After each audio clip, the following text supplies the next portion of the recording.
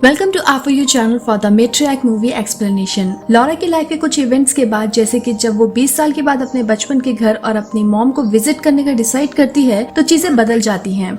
इस मूवी में ब्लडशेड और सुपरनैचुरल हॉरर का यूज करने की कोशिश करी गई है, लेकिन इतने अच्छे से शो का कॉन्सेप्ट वो शो नहीं कर पाए हैं। इस मूवी की रेटिंग है 4.5 आउट ऑफ 10। ये मूवी उन लोगों के लिए बिल्कुल ठीक है जो over the top demonic entertainment देखना चाहते हैं, लेकिन अगर आप कोई सुपरफिशियल थ्योरीज यहाँ देखने का इरादा रखते हैं तो ये मूवी आपके लिए नहीं है। अगर आप मेरे चैनल में नए हैं तो फिर आप ऐसी ही मूवीज और सीरीज का एक्सप्लेनेशन और ब्रेकडाउन देखने के लिए मेरे चैनल को जरूर सब्सक्राइब करें। तो चलिए स्टार्ट करते हैं मूवी का एक्सप्लेनेशन।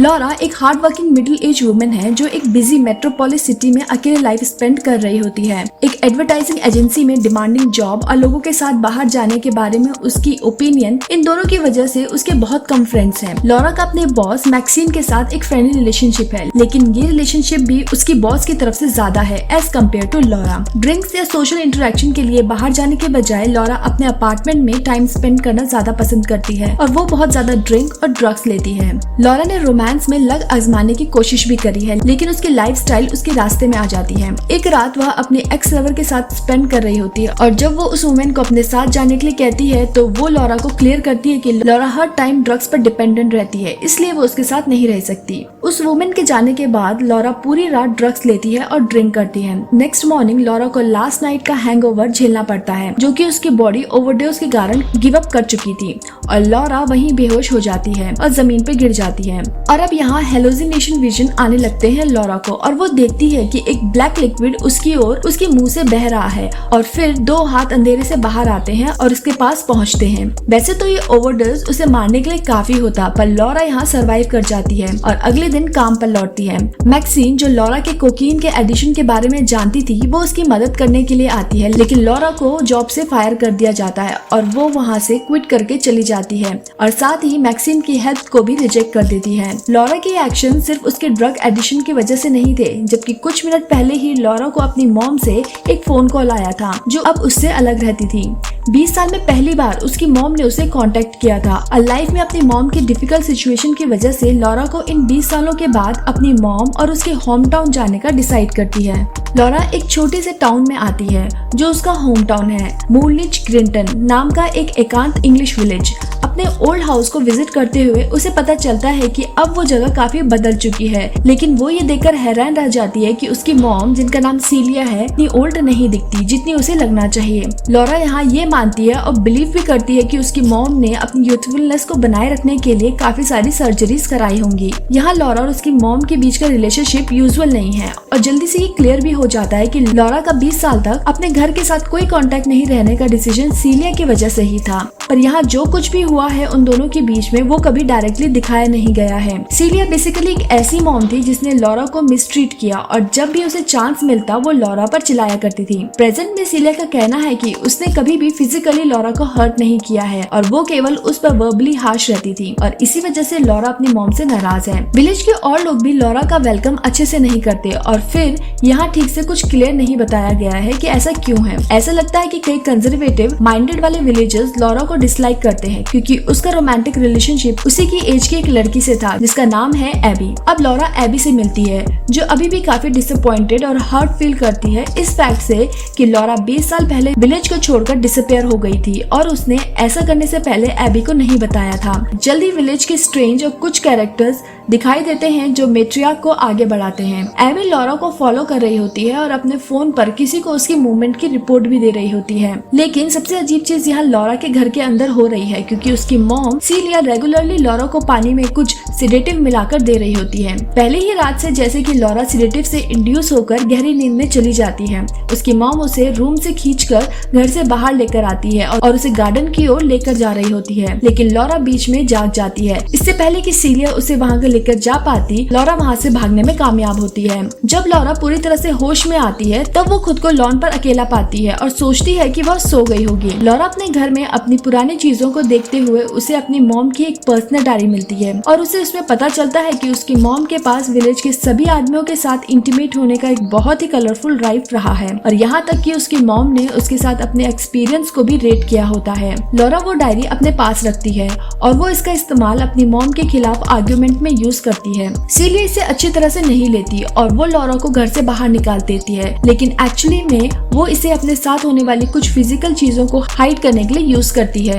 जब से लॉरा को ड्रग का ओवरडोज की वजह से ब्लैकआउट हुआ था और लॉरा ने ब्लड की जगह पर अपनी नाक और कान से एक ब्लैक फ्लूइड निकलते हुए देखा था, तब से अपने पीरियड्स में इसी ब्लैक फ्लूइड को देखती है और ये भी पता चलता है कि सीलिया का भी ब्लड और बॉडी फ्लूइड इस ब्लैक लिक्विड से रिप्लेस हो गया है। ये हमें तब पता चलता है जब वो लॉरा पे अटैक करती है। जब लॉरा उसकी पर्सनल डायरी पढ़ रही होती है तो सीलिया के नाक से वही ब्लैक फ्लूइड बाहर आता है और वो उसे लॉरा से छुपाने की कोशिश करती है। कुछ विलेजर्स को सेम ब्लैक लिक्विड सीक्रेट करते हुए भी दिखाया गया है, जो क्लियर करता है कि लॉरा ने जब पहली बार अपने ओवरडोज के दौरान लिक्विड देखा था वो कोई हेलुसिनेशन नहीं बल्कि एक रियल घटना थी। धीरे धीरे जैसे मूवी क्लाइमेक्स की तरफ जाती है चीजें सामने आने लगती हैं और पूरी स्टोरी क्लियर हो जाती है। लॉरा का मानना था कि उसके डैड उसके जन्म से पहले अपने घर के पीछे एक लेक में डूबकर सुसाइड कर लिया था, लेकिन रियलिटी में उसके डैड ब्लैक मैजिक और कुछ इस तरह के सीक्रेटिव आर्ट्स को प्रैक्टिस किया करते थे। मूवी में ये नहीं बताया गया है कि लॉरा के डैड क्या प्रैक्टिस करते थे, पर उसके डैड के पास कुछ दूसरी दुनिया की नॉलेज भी थी। सीलिया की शादी के बाद सीलिया मॉम बनना चाहती थी, लेकिन कपल कंसीव नहीं कर पा रहा था और इसीलिए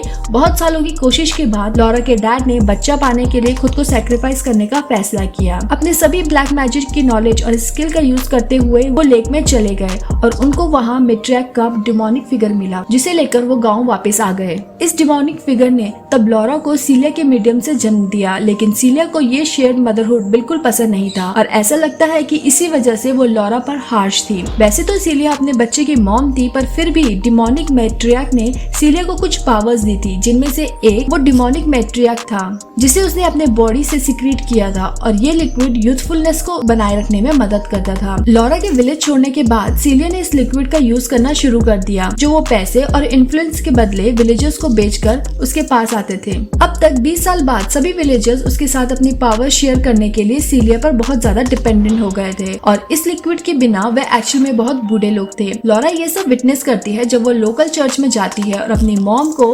पेडेस्टल पर खड़े होते हुए देखती है और सभी विलेजर्स उसकी चेस्ट से निकला ब्लैक लिक्विड पर फीड हो रहे होते हैं। इसके बाद विलेजर्स ऑर्गी परफॉर्म करते हैं। केवल जिन लोगों ने इस डार्क मैजिक को अपनी सोल को बेचने से इनकार कर दिया था वे गांव के प्रीस्ट केन, उनकी वाइफ और उनकी बेटी एबी थे। एक डीमन की बेटी होने के नाते लॉरा को डार्क पावर्स के वंश को आगे बढ़ाने और अपने लाइफ को पाने के लिए अब पे बैक भी करना होता है, लेकिन इसके बजाय उसे नशे की लत की लाइफस्टाइल बना दी थी, जिसका रिजल्ट ओवरडोज हुआ। अब पता चलता है कि लॉरा एक्चुअली में उसकी ओवरडोज के दौरान मर गई थी, लेकिन मैट्रियार्क ने उसे रिबॉर्न किया क्योंकि लॉरा ने अभी तक वो सभी ग्रेटनेस हासिल नहीं की थी जो उसे करनी चाहिए थी। द मैट्रियार्क अब चाहती थी कि उसकी बेटी उसके पास वापस आ जाए, जबकि ये विश अपने usual black magic oriented communication methods Celia को रिले की गई थी और सीलिया इसलिए 20 लंबे सालों के बाद उसने अपनी बेटी से कांटेक्ट किया था। लॉरा ने खुद को 2 हाथों का विजन देखा था जो बेसिकली मैट्रियार्क थी जो उसे बुला रही थी। अब जब लॉरा सब जानती है तो सीलिया उसे गार्डन के पीछे डार्कनेस में कदम रखने के लिए बना ही लेती है जहाँ मैट्रियार्क रहती है, ताकि वो ब्लैक लिक्विड पावर्स को बरकरार रख सके और विलेज और सीलिया को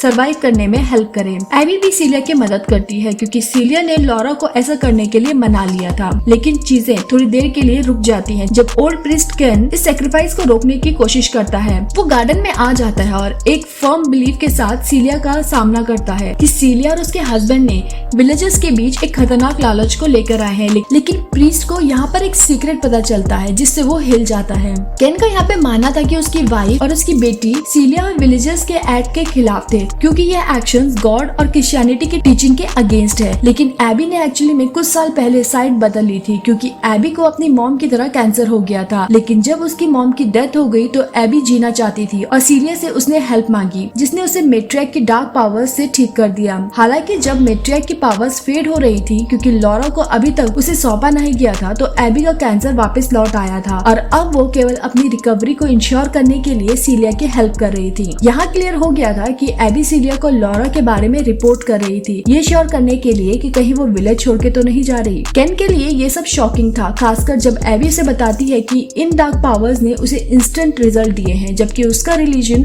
और गॉड उसके लिए कुछ भी नहीं कर रहा था और केन यहाँ पर खुद को स्टैप करके अपनी जान ले लेता है। लॉरा को अब केवल अपनी मॉम की विल्स पर छोड़ दिया जाता है और उसे मैट्रियार्क को सौंप दिया जाता है, लेकिन यहाँ मैट्रियार्क लॉरा को जाने देती है। लॉरा अब मैट्रियार्क से हर मंथ पूरे विलेज की ड्यूटी से फ्री कर देती है। अब सीलिया और लॉरा चर्च में वापस आते हैं, जहाँ विलेजर्स जो सभी बूढ़े हो गए थे और मुरझाए हुए थे ब्लैक लिक्विड की भीख मांगते हैं जो उन्हें युद्ध देगा और उन्हें जीवित रखेगा, लेकिन वह कुआं अब सूख गया है और सीलिया यहाँ विलेजर्स पर अपने पावर्स दिखाने की कोशिश करती है तो लॉरा अपनी मॉम को बंदूक से मार देती है। लॉरा अब अपने घर लौटती है और फिर अपने घर के पीछे उसी लेक में चली जाती है और डूब जाती है। क्या वो भी अब मैट्रियार्क में बदल जाएगी और पूरे विलेज को फिर से वो ब्लैक लिक्विड प्रदान करेगी? कमेंट बॉक्स में शेयर करके जरूर बताइएगा। अब मैं मिलती हूँ नेक्स्ट वीडियो के साथ, तब तक आप RPU चैनल के बाकी के वीडियोस को एंजॉय करें और लाइक और शेयर भी करें। Thank you for watching, see you next time.